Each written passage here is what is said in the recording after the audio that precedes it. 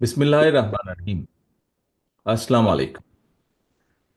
আমার Bangladesh party AB পার্টির পঞ্চম প্রতিষ্ঠা বার্ষিকী উপলক্ষে আয়োজিত আজকের সম্মানিত সভাপতি জনাব মুজিবুর রহমান মঞ্জু, মঞ্চে উপস্থিত এবং আমার সামনে উপস্থিত বিভিন্ন রাজনৈতিক দলের সম্মানিত নেতৃবৃন্দ, উপস্থিত বিভিন্ন শ্রেণী পেশার বিশিষ্ট ব্যক্তিবর্গ এবং উপস্থিত এবি পার্টির সর্বস্তরের নেতা কর্মী সমর্থকদের দলের এই প্রতিষ্ঠা বার্ষিকীতে জানাই আন্তরিক শুভেচ্ছা।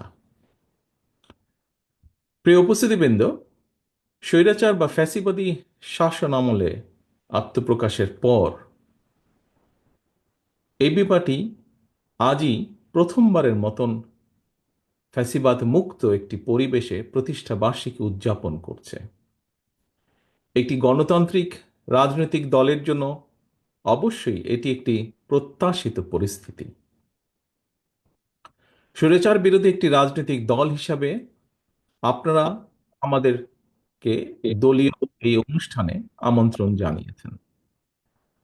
আপনাদেরকে আমি আন্তরিকভাবে ধন্যবাদ জানাই।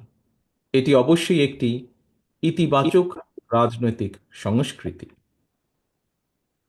আপনাদের দলের আদর্শ, লক্ষ্য, কর্মসূচি এবং আমাদের দলের আদর্শ, লক্ষ্য, কর্মসূচির মধ্যে স্বাভাবিকভাবেই ভিন্নতা রয়েছে এবং এ কারণেই আপনারা পৃথক একটি দল করেছেন।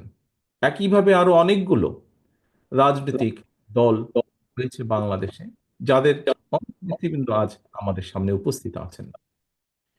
যে দলগুলো আমরা একসাথে ফ্যাসিবাদী বিরোধী আন্দোলনে গণতন্ত্রের পক্ষের আমরা রাজপথে ঐক্যবদ্ধভাবে আন্দোলন করেছি। ফ্যাসিবাদী শাসনের পতনের পর নতুন করে এ পর্যন্ত আরো কমপক্ষে 25টি নতুন রাজনৈতিক দল আত্মপ্রকাশ করেছে। রাজনীতির ময়দানে আমরা তাদেরকে স্বাগত জানাই।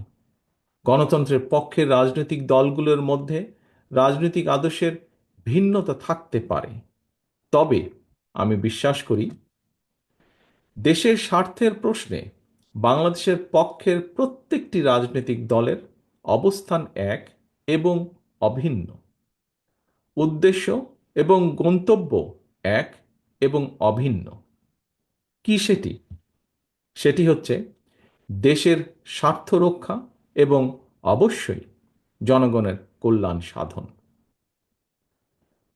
প্রিয় উপস্থিতিবৃন্দ, তবে যে রাজনৈতিক দলটি গণতান্ত্রিক রাজনৈতিক চরিত্র, গণতন্ত্র হারিয়ে স্বাধীন সার্বভৌম বাংলাদেশে ফ্যাসিবাদী শাসনের জন্ম দিয়েছিল, সংবিধান লঙ্ঘন করে মানুষের গণতান্ত্রিক অধিকার হরণ করেছিল, খুন, গুম, অপহরণ, সন্ত্রাস, দুর্নীতিতে জড়িয়ে পড়েছিল, বাংলাদেশকে একটি তাবেদার রাষ্ট্রে পরিণত করেছিল, বীর জনতার রক্তক্ষয়ী গণ অভ্যুত্থানে তারা দেশ ছেড়ে পালিয়েছে। গণতান্ত্রিক আমি জনগণ দেশের স্বার্থ বিরোধী বিতাড়িত অপশক্তিকে কখনোই মেনে নেবে না, এটি আমাদের দৃঢ় বিশ্বাস। সম্মানিত উপস্থিতি, সংবিধান লঙ্ঘনকারী বিতাড়িত পতিত পলাতক স্বৈরাচার পুনরায় মাথাচাড়া দিয়ে ওঠার চেষ্টা করছে। আমাদের সংবিধানের 65-র 2 অনুচ্ছেদের নির্দেশনা হচ্ছে জনগণের প্রত্যক্ষ ভোটে সদস্য নির্বাচিত হবে। কিন্তু সংবিধান লঙ্ঘন করে এই পলাতক স্বৈরাচার জনগণের ভোট ছাড়াই 3 বার অবৈধ সংসদ সরকার গঠন করে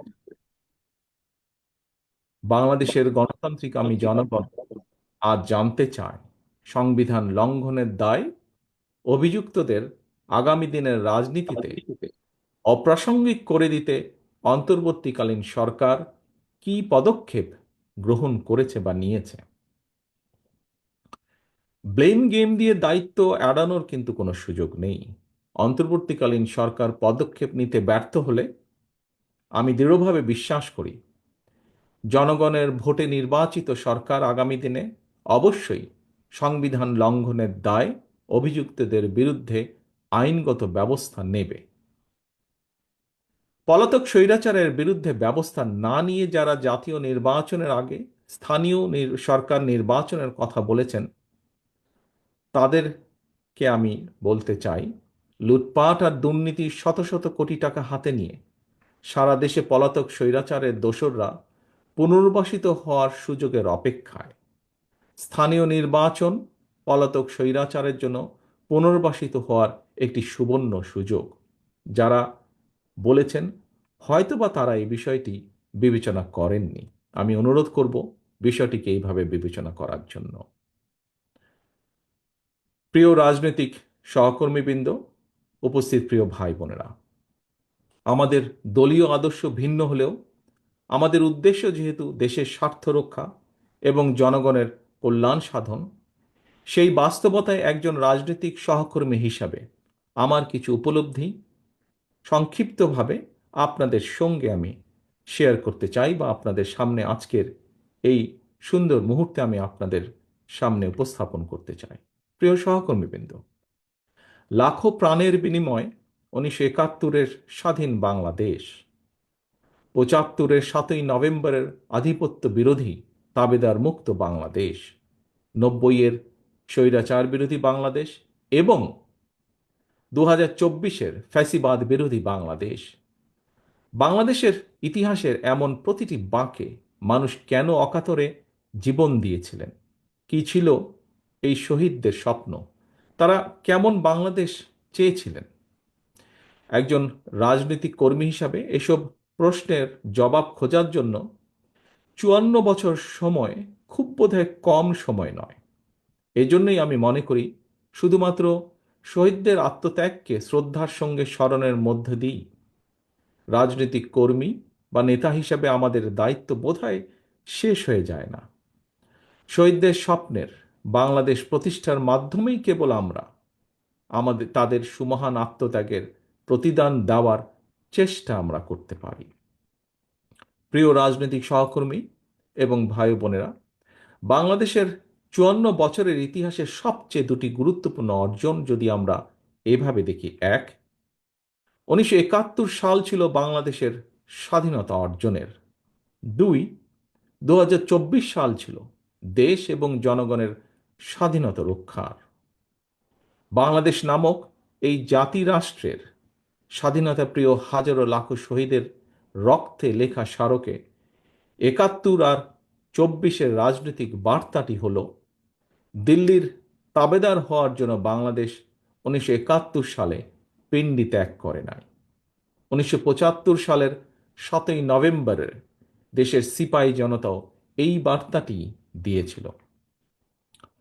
গণতন্ত্রকামী জনগণের স্বাধীনতার বার্তা উপেক্ষা করে পতিত পলাতক স্বৈরাচার দীর্ঘ 1.5 দশক স্বাধীন বাংলাদেশকে তাবেদার রাষ্ট্রে পরিণত করেছিল। ভবিষ্যতে যাতে আর কেউ কখনো বাংলাদেশকে তাবেদার রাষ্ট্রে পরিণত করার দুঃসাহস না দেখায়, পরাজিত তাবেদার অপশক্তি তাদের দোসররা আর যেন মাথা ছাড়া দিয়ে উঠতে না পারে, সেটিই হোক বাংলাদেশের আজ এবং আগামী দিনের রাজনৈতিক বন্দোবস্ত। প্রিয় উপস্থিতিবৃন্দ, প্রিয় রাজনৈতিক সহকর্মীবৃন্দ, দেশ এবং জনগণের স্বাধীনতা সুরক্ষিত এবং সুসংহত রাখতে হলে নাগরিকদের রাজনৈতিক এবং অর্থনৈতিক ক্ষমতায়ন নিশ্চিত করাটাই হতে হবে প্রধান অগ্রাধিকার। জনগণের রাজনৈতিক ক্ষমতায়নের অন্যতম পূর্ব শর্ত হচ্ছে স্বাধীনভাবে প্রতিটি নাগরিকের স্বাধীনভাবে ভোট প্রয়োগের নিশ্চয়তা বিধান।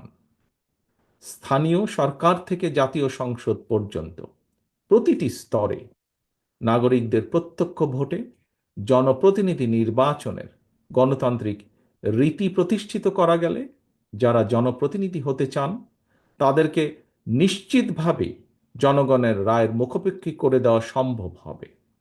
এই প্রক্রিয়ায় নাগরিকদের রাজনৈতিক ক্ষমতায়ন নিশ্চিত হতে থাকবে। ধীরে ধীরে জনপ্রতিনিধিরা জনগণের কাছে জবাবদিহিতা করতে বাধ্য হবেন। কারণ আমাদের মনে রাখা প্রয়োজন মনে হয়, কিতাবি কিংবা পুঁথিগত সংস্কার দিয়ে স্বৈরাচার বা ফ্যাসিবাদ ঠেকানো যায় না। সংবিধান বা আইন না মানের কারণেই মানুষ ফ্যাসিবাদী হয়ে ওঠে।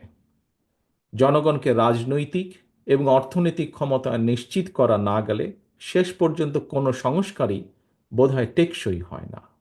এ কারণেই রাষ্ট্র রাজনীতির গুণগত সংস্কার এবং নাগরিকদের রাজনৈতিক ক্ষমতায়নের লক্ষ্যে একটি রাজনৈতিক দল হিসাবে বিএনপি সবসময় জনগণের সরাসরি ভোটে নির্বাচিত জনপ্রতিনিধি, নির্বাচিত জাতীয় সংসদ এবং নির্বাচিত সরকার প্রতিষ্ঠার দাবি জানিয়ে আসছে।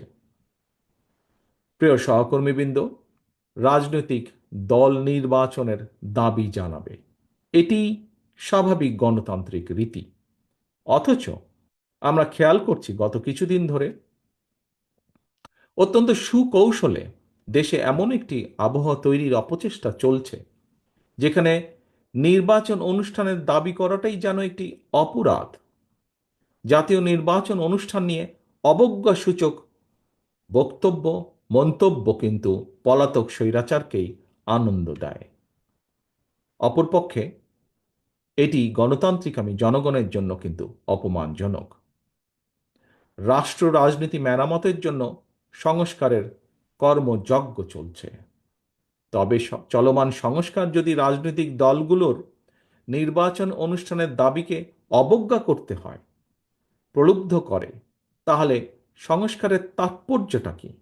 এটি বহু মানুষের প্রশ্ন আজ। দেশের প্রতিটি রাজনৈতিক দল সংস্কারের পক্ষে।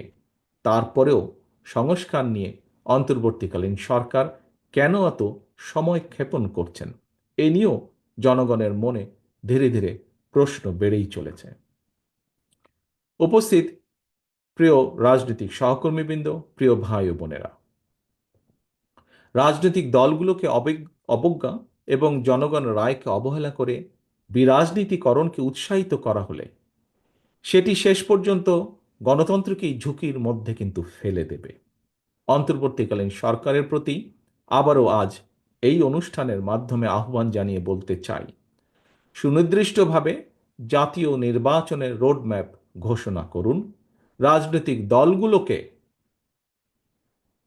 প্রিয় সহকর্মীবৃন্দ, দয়া করে এই কথাটি শোনার জন্য আপনাদেরকে আমি অনুরোধ করব বিশেষভাবে, রাজনৈতিক দলগুলোকে জনগণের আদালতের মুখোমুখি করার উদ্যোগ গ্রহণ করতে হবে এবং এই উদ্যোগ গ্রহণ করতে হবে বর্তমান অন্তর্বর্তীকালীন সরকারকে। জনগণের ভোটের মাধ্যমে জনগণের কাছে জবাবদিহিমূলক সংসদ সরকার গঠিত হলে দেশের স্বাধীনতা, সার্বভৌমত্ব সুসংহত থাকবে।